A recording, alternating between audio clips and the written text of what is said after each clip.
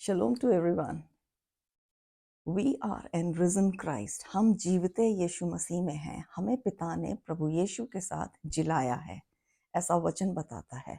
और मैं आपके साथ शेयर कर रही हूँ कुलुसियों की पत्री 2 अध्याय उसका 12 और 13 पद. 12 पद कहता है, और उसी के साथ बपतिस्मा में हम गाड़े गए और उसी में परमेश्वर की सामर्थ पर विश्वास करके जिसने उसको मरे हुओं में से जिलाया उसके साथ जी भी उठे.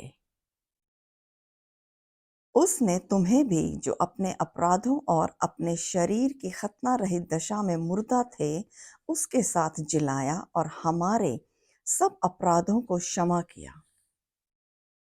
हम जो कि मुर्दा अवस्था में थे अपने पाप अधर्म के कारण, पिता परमेश्वर ने हमें यीशु मसीह के साथ जिलाया. तो यीशु मसीह जब मुर्दों में से जी उठे, यानी कि सबसे पहला फल, फर्स्ट फ्रूट, ऐसा लिखा है पहला कुरिन्थियों उसके 15वें अध्याय में. और हम उसी में हैं. आदम में सब मरते हैं पर यीशु मसीह में सब जिलाए जाते हैं.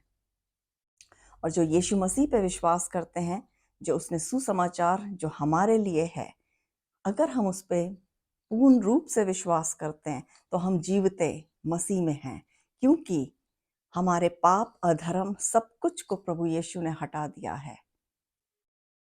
रोमियो की पत्री 5:19 कहता है, एक मनुष्य के आज्ञा ना मानने से हम सब पापी ठहरे और मृत्यु ने और पाप ने राज्य किया, पर एक मनुष्य यानी कि यीशु मसीह के आज्ञा मानने से हम सब धर्मी ठहरे. मैं आपके साथ शेयर कर रही हूँ कुलुसियों 1 और उसका 21, 22 और 23 पद भी.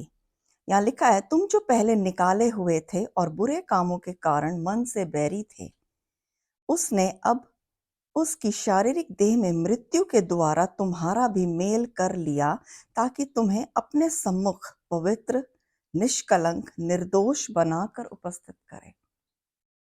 कहने का अर्थ है यीशु मसीह ने हमारे पाप अधर्म सब कुछ अपने ऊपर लिए और हमें पूर्ण रूप से अपनी देह में सब कुछ को उसने सहा.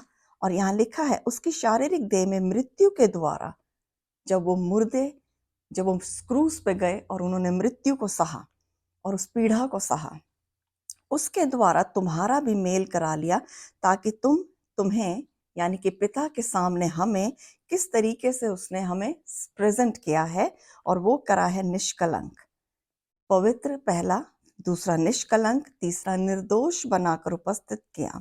यदि तुम विश्वास की नींव पर दृढ़ बने रहो और उस सुसमाचार को की आशा को जिसे तुमने सुना है ना छोड़ो, तो हम सच में प्रभु में हैं और हमें ना ही उस आशा को छोड़ना है, और जिसका प्रचार आकाश के नीचे सारी सृष्टि में किया गया है. और यही सुसमाचार है कि we are in resurrected Christ, हम लोग जीवते यीशु मसीह में हैं.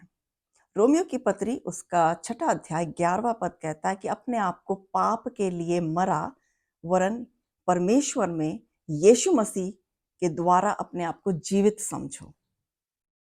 और जब हम अपने आप को जीवित समझेंगे तो यह अर्थ है कि हम पवित्र करे गए हैं, हम धर्मी हैं, और हम पर किसी प्रकार का जो भी विधियों का लेख हमारे विरोध में था वो मिटा डाला है.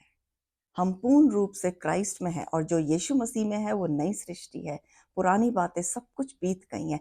आने वाले सप्ताह में हम लोग त्योहार मनाएंगे, रेजरेक्शन डे, ईस्टर, और ये यही है कि प्रभु यीशु मुर्दों में से जी उठे, साथ ही पिता ने हमें भी जिलाया, हमें भी उस अवस्था से, मुर्दा अवस्था से निकाल कर हमें जीवित यीशु मसीह में किया.